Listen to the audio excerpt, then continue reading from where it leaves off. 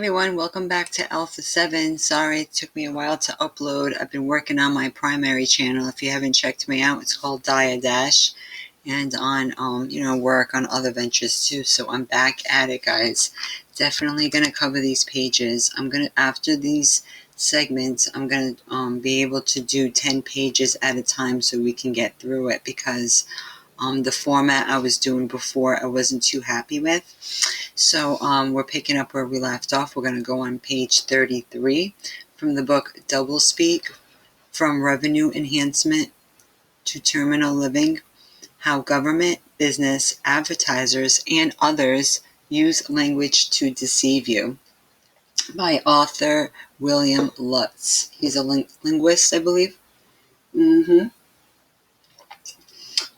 Very good source, because if you guys haven't been put onto the George Orwell novel or the movie by its namesake, it's so reminiscent to our total reality right now. That's the cover. And, totally more like a prophecy, right?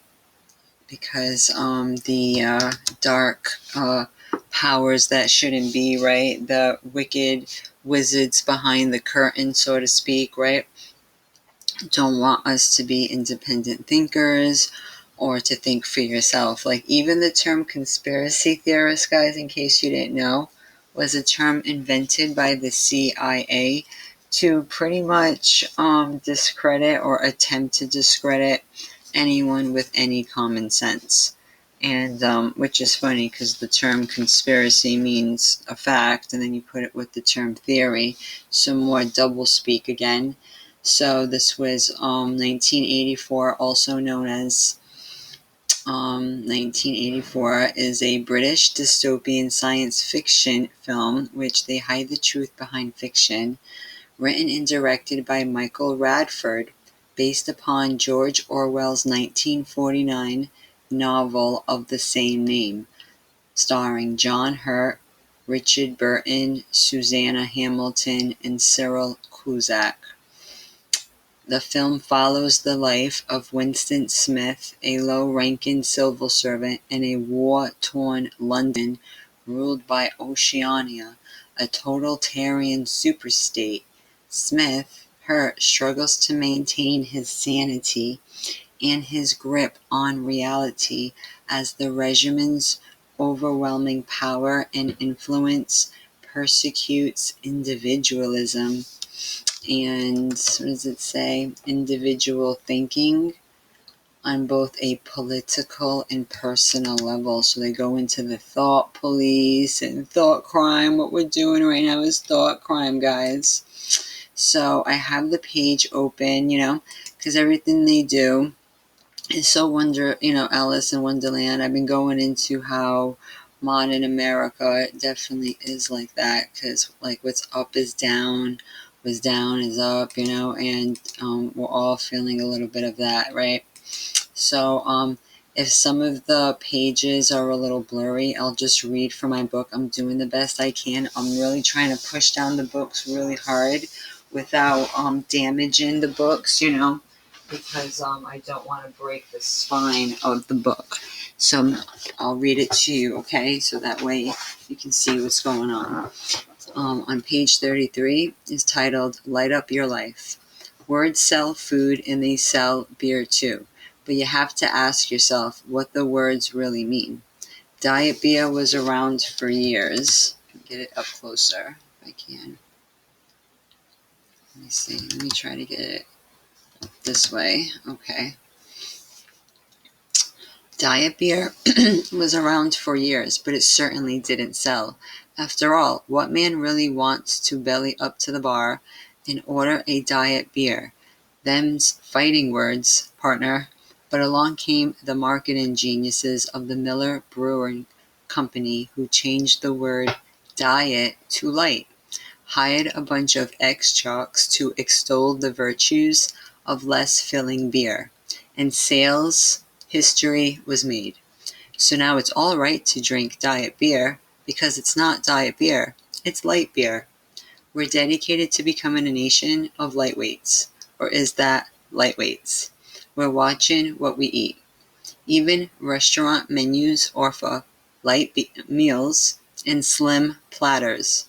No one really knows what a light meal in a restaurant is, except it seems to contain a lot of lettuce.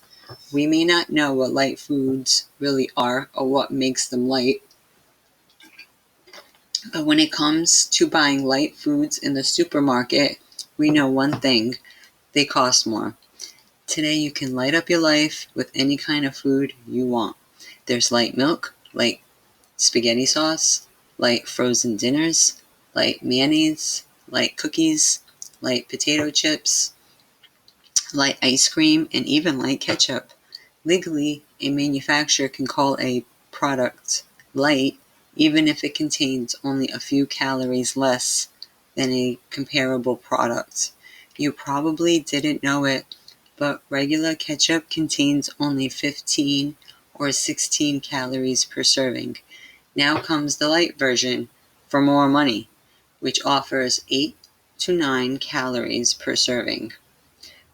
The Cooperative Extension of New York State warned consumers in 1984 that just because such words as natural, light, life, health, nutrition, country, nature, harvest, fair, and farm appear on packages along with pictures of sheaves of wheat, farms, green valleys, streams of clear running water, and farmers toiling in the field, does not mean the contents are farm fresh, wholesome, organic, or healthy.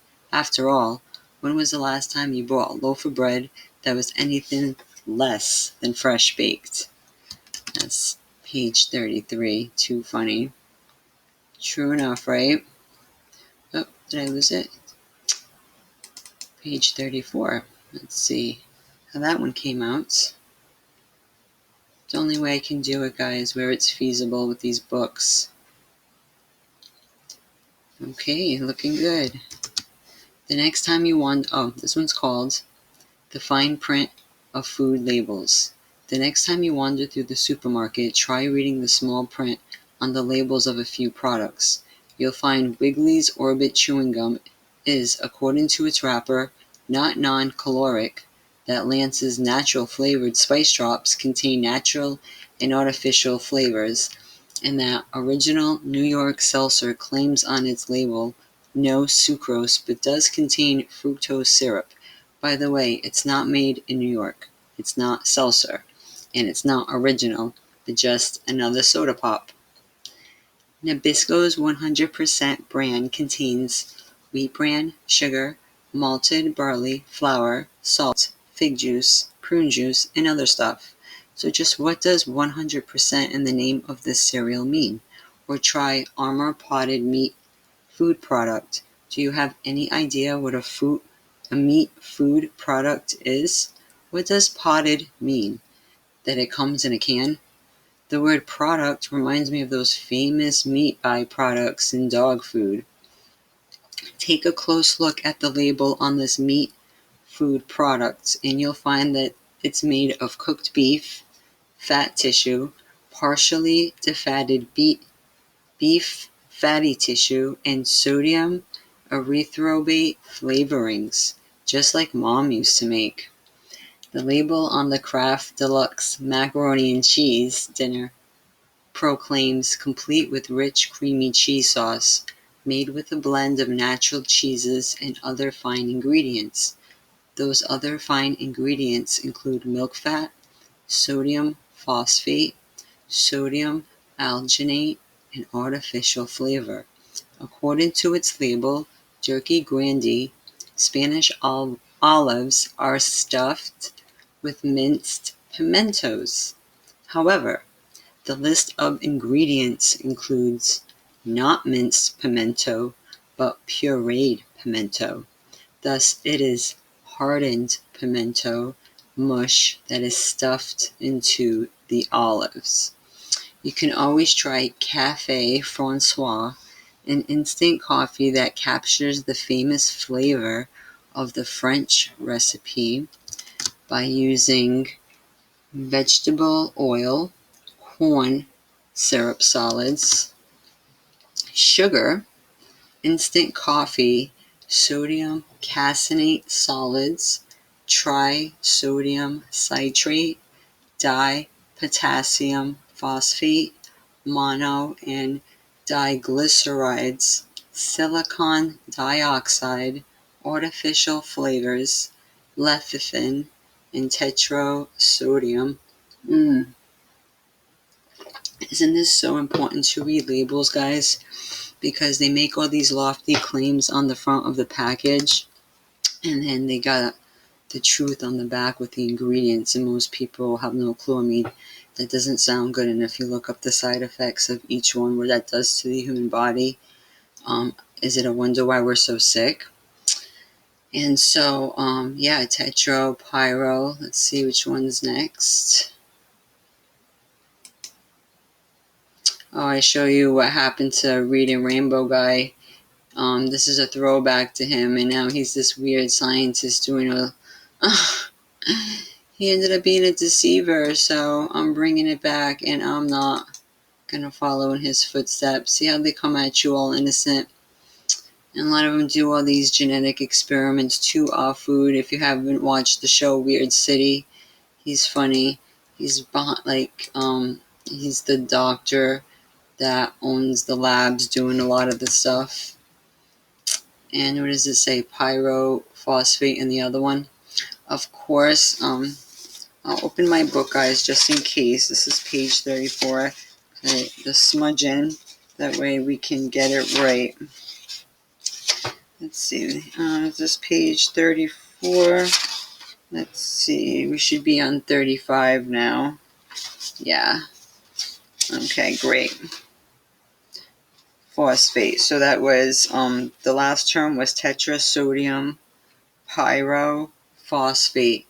Of course, if you take cream in your coffee, there's always your choice of Coffee Mate, Cremora, Coffee Rich, Coffee Dream, or any number of other brands of non-dairy creamers containing such non-dairy ingredients as corn syrup, partially hydrogenated vegetable oil, and one or more of the following oils: coconut, cottonseed, palm, and soybean.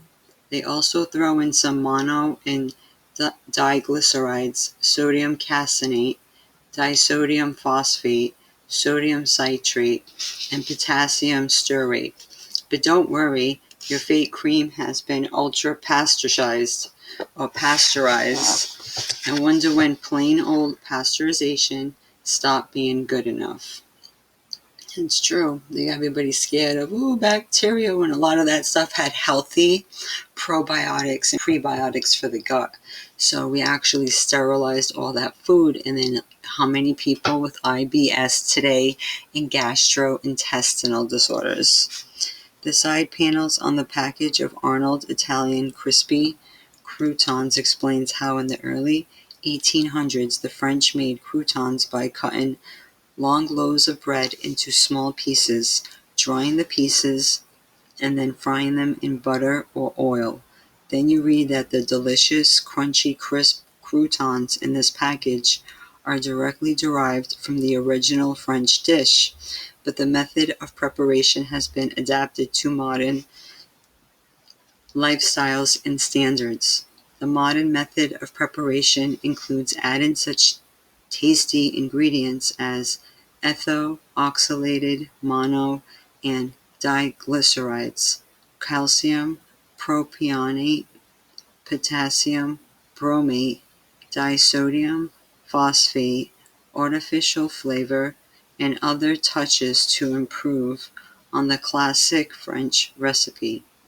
But at least bread is bread, you think, and the label on a loaf of bread is pretty straightforward.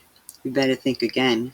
According to the Code of Federal Regulations, there are 27 chemicals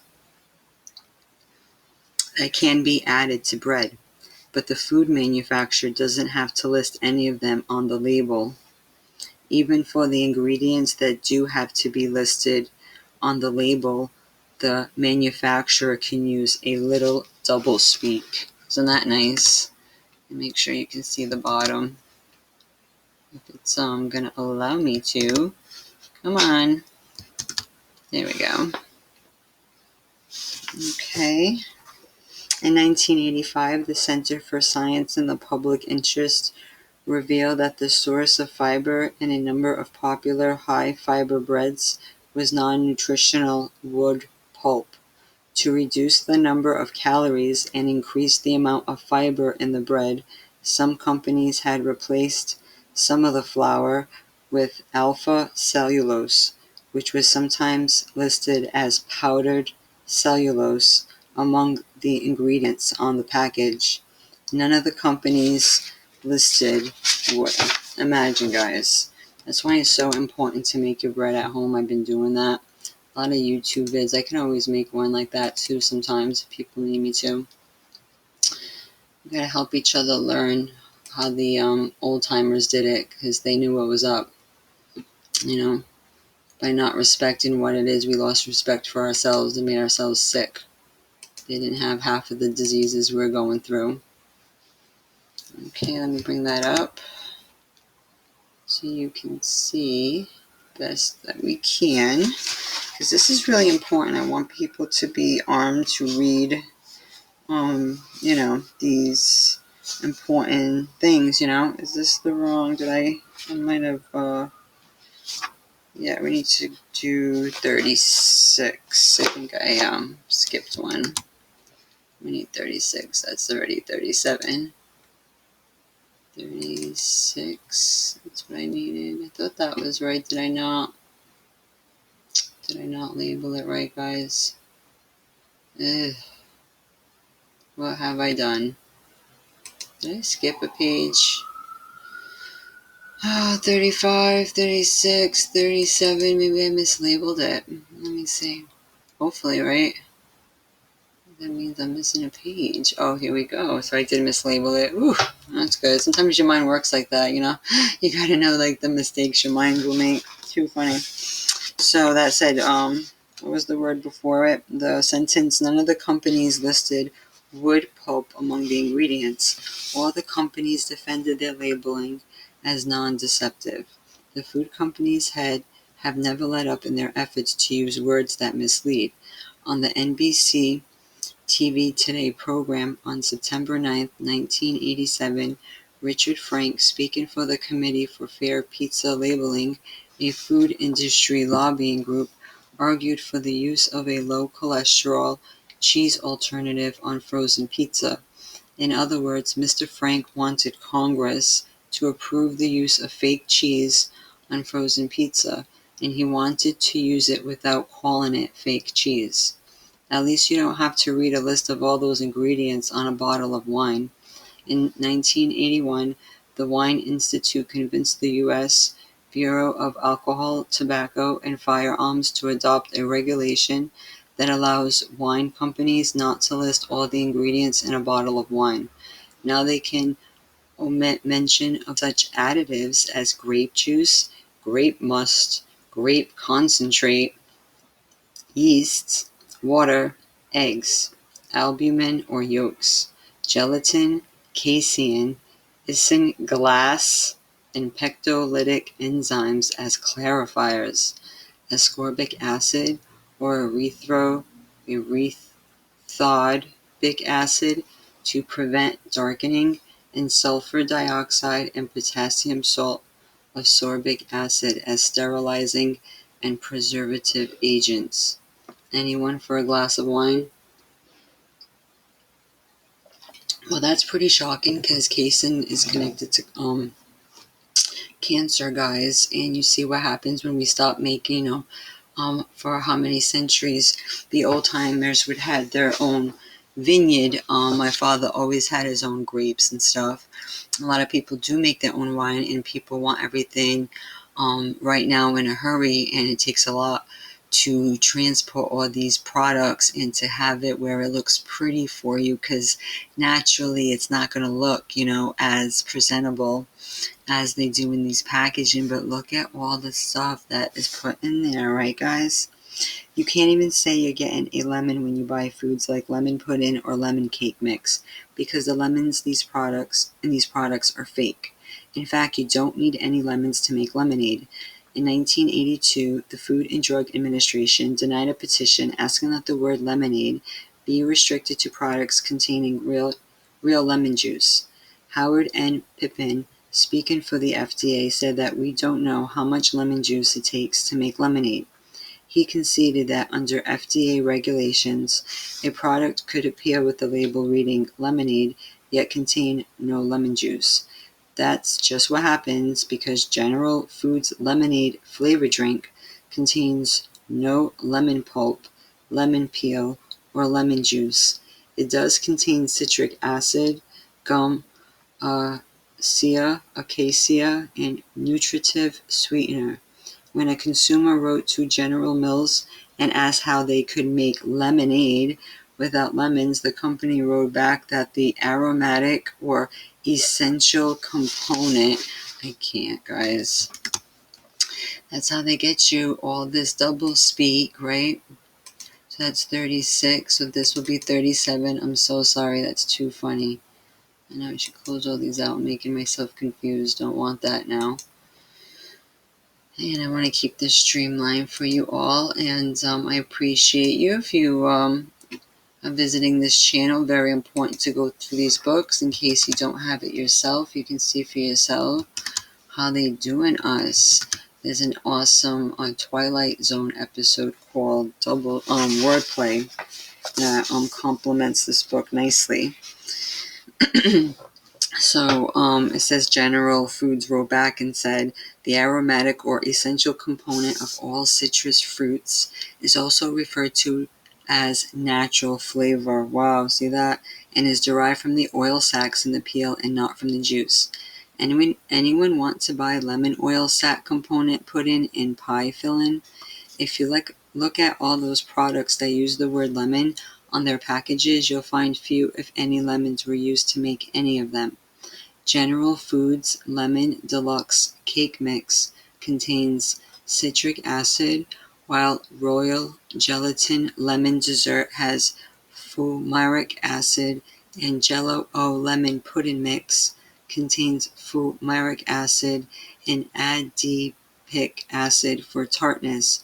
You also won't find any lemons in any of those lemon-scented ammonia cleaners, oven cleaners, furniture polishes, furniture waxes, air deodorizers, toilet bowl fresheners, or detergents that have the word lemon in big letters or a big picture of a lemon on their packages. Search as hard as you can, but you won't find a lemon in the whole bunch. How does lemon freshen borax or lemon fresh joy differ from non-lemon products? Since they don't contain real lemons, we are left guessing what ingredient they do contain that makes them different. Yeah, I didn't even think about that. Like, how do they get the same flavor for the polishes? Oh boy, it's probably the same, I'm sure. Fake food. One of the fastest growing segments of the food industry is fake food. What, you ask, is fake food? Fake food looks and tastes like the real product, or so the manufacturers claim, but it is made from a cheaper substitute and sells for a fraction of the cost of the real thing. To be more accurate, the fake food industry sells its products to the retailer for a fraction of the cost. Consumers usually end up paying as if the fake food were the real thing. Some food technologists, as fake food inventors like to be called, don't even call their products food. They call them food systems. Food technologists develop such things as cheese analogs, fake mozzarella, and reconstructed muscle products, fake steaks. When these food systems are used in restaurants, there's no requirement that customers be told what they're buying and what they're eating. That's true, guys, because I had a situation where I went to a restaurant that I've been going to for years, and then I went again, and the meat just didn't taste right. I knew it didn't taste right, so they must have sold out, and I'm not going there again. As much as I like it, I'll just replicate it. And that's why back in the day, there were people who said they wouldn't eat anything without a face because then you don't, then at least you know what food you're eating. So we're on page, well, what animal you're eating rather. This is page 38. I need to go to the top. It's weird how this works. Okay, let me see. Beautiful. I can see it very well. The U.S. Department of Agriculture allows food processors to combine 135 parts of water with 1 part meat stock and still use the words beef stock instead of water on their ingredient labels. You can buy such fake foods as California Foolers, which are non-alcoholic versions of alcoholic drinks, and fake flavors known as flavor genes and flavor enhancers, such as butter, Mexican, Oriental, and Italian flavors. You can even get combinations such as, I'm sorry guys, nacho flavored fortune cookies. Companies are even developing a fake barbecue sauce flavor and a fake mesquite smoke flavor food without the food ever having been near a real grill.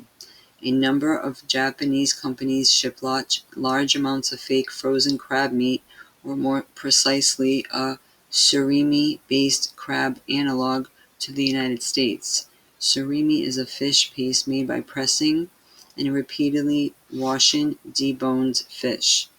The fake crab comes in the form of sticks or shredded meat and is made from cheap cod plus starch, salt, chemical seasoning, essence of crab, which is derived from boiling down crab shells, and polymerized phosphate. Sales of imitation crab meat exceeded 100 million a year in 1984 and were growing rapidly. There are many other fake foods. Fake scallops are made from codfish with essence of scallop, then compressed into cylinders and sliced to look like scallops. Canned red salmon is produced by using 30% real salmon plus cod with starch, salt, chemical seasoning, and synthetic red coloring added. Fake salmon roe consists of little orange-red colored balls made from seaweed gelatin filled with salad oil. Appetizing, guys. This is what people are paying for. See, that's why we gotta get hip to all this deception they're doing to us here. Japanese fake food manufacturers have also gone beyond fake seafood to fake beef. Using cod or sardines, the fake food makers add salt and knead the mass until it takes on a gluey consistency. This mass is then put through an extruder and ethyl alcohol is added so that the protein becomes a mixture with the elasticity of natural beef. Meat flavoring and coloring are added so that the final product appears to be minced beef, which can be used in hamburgers and other products. That's what I've been suspecting for a long time. This is important, for all of us to go through this information, because when you think you know, more comes up. So we're on page 39, and we're going to leave off on 40, and then the next time I'll do, 41 through 50. And that way we'll be more succinct, especially with these vids. So sorry that I cut some of this off. I will definitely get a little better. So I'll read from my book so I can get all the words down. Another process used to make fake beef takes internal organs, diaphragms, and waste meat from real beef and glues them together with adhesive made from egg white, starch, and gelatin. After a strip of real beef fat is glued along the edges, the product is frozen into the shape of a sirloin steak, a filet mignon, or a similar product. Food technologists boast that these products have the mouthfeel of real steaks. Ah yes, beef is real food for real people. You can also get surimi versions of lobster and shrimp, and the fake food makers are busy working on surimi-based cheese, hot dogs, potato chips, and luncheon meat. The idea of fake hot dogs and fake luncheon meat is right up there with real virgin vinyl and genuine imitation leather. Surimi manufacturers protest that their products are not imitations. Surimi isn't an imitation anything, says James Brooker of the National Maritime Fisheries Service. It's a seafood. It's a blended seafood product. Of course he's going to say that. Product. Or, food-like items. They love saying that, so be careful with the wordplay and the doublespeak in real life, guys. One triumph of food technology, as the fake food business is discreetly called, is the Gourmet egg, developed by Ralston Purina and now 10 years old. The technology, not the egg. A Gourmet egg is a foot-long rod of hard cooked egg suitable for slicing into 75% center slices. Through the genius of food technology, the yolks of these slices do not slip out of the white rims, even if the slices do have the texture of gelatinous rubber and a vague sulfurous near-egg aftertaste. But then think of all the work involved in shelling 75 real hard-boiled eggs. Then there are seafood curls, developed by Griffin Laboratories. That's creepy, Griffin. Using fake shrimp fried in microwavable batter. See if I can bring this up. Let's see, microwavable batter, where are we? Griffin serves them crisp with a spicing dipping sauce. Such mouth-watering treats will soon be outdone if Professor Andal Karmas, a food chemist at Rutgers University, has his way. He is developing fish chewies, a chocolate-flavored fish-based concoction with the texture of a soft Tootsie Roll. And you thought the greatest tragedy to befall American cooking was the death of the real hamburger. Food technologists are not a humorless group. According to an article in the Wall Street Journal in 1986, oh boy, imagine that. Who wants fish Tootsie Rolls, guys, right? What an advancement. What have we become? We're like a total experiment. It's like the movie Soylent Green, guys. You guys gotta check that movie out. That's the whole thing in itself. Right here, technologists. These food technologists are too much. Once concocted what they called trash soups, just for fun. The soups were made almost entirely of byproducts: minced cod, scallop mantles, which are the greenish, rubberish, protective lips found in scallop shells, and a broth made from the effluent of a clam processing plant that, after using the water to clean the clams, had simply dumped the water as sewage. The soups called New England and Manhattan clam chowders. I'm glad I never liked that crap. You guys were a big hit in taste tests and sold very well. And in fact, the soup sold so well that the clam company, after the food technologies were finished with their little experiment, bottled the water it used to clean the clams and sold it as clam juice for $8 a bottle. The fake food business is so big that even the Riverfront State Prison in Camden, New Jersey, has a program in which inmates produce restructured beef, which turns beef chunks into pieces looking like stripped steak, chuck roast, and other cuts. The inmates process 50 tons of meat a month. How successful are these fake foods? Japanese manufacturers claim that consumers are convinced they are eating the real thing. This is so Matrix, how that the guy thinks he's eating steak. Oh, we are in Wonderland. How sad. There may be some truth to this claim, since fake crab exports to the United States went from over 2,200 tons in 1981 to more than 45,000 tons in 1986. Fake crab and other fake foods are used by U.S. restaurants in salads, sandwiches, soups, casseroles, and other dishes. So the next time you dine in a restaurant, you might ask, where's the crab? Next is an awesome food quiz or whatever. So yeah, it's pretty cool, and it would have you like look up different ingredients and stuff, and for I'll go into the next page. It gives you like a profile of like country time lemonade, different carnation instant breakfast, and it goes into like all the stuff that's inside of it or whatever. So we can go into that on the next one, because this is page 40, and I'm gonna do it in 10-page segments, guys. So like it'll be 41 to 50. That's how I wanted to initially do it, and I thought, oh, just like showing the pages and stuff using my phone was going to be easy, and it was way harder than I thought. But this is the book that we're working on, guys. If you don't have it, that's okay. I'm going through the pages. We're on chapter 2. It's quite long. That's why it's taking me a few vids. But I figure if I do 10 pages at a time, you get a lot of information. You see the words for yourself, take notes, and it won't be too overwhelming. And, it's still a good vid.